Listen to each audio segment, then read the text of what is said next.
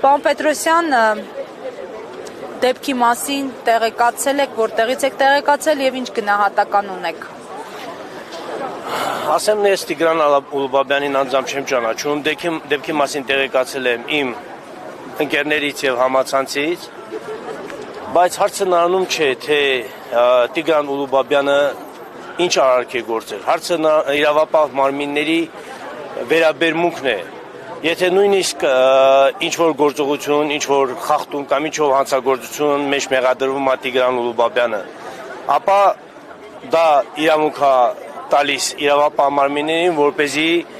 ֆիզիկական դաժան հաշվեհարդար տեսնեն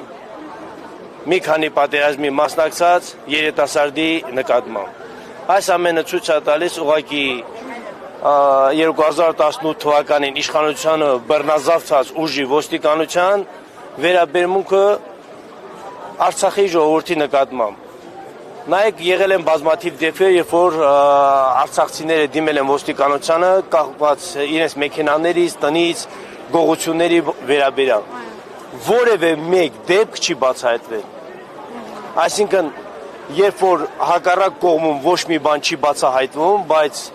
մյուս դեպքում ինչ-որ մի խախտման համար ֆիզիկական հաշվեհարդար են տեսնում։ Միթե Հայաստանի Հանրապետությունը պատասխանատվության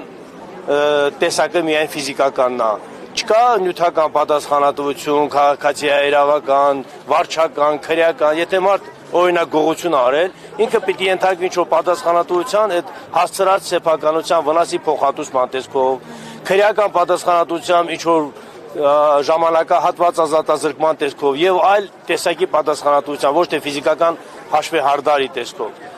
Հիմա այնտեղ Տիգրան Ալուբաբյանի չեն քննում, այնտեղ քննում են տեղահանված Արցախի ժողովրդին։ Շնորհակալություն, պարոն Պետրոսյան։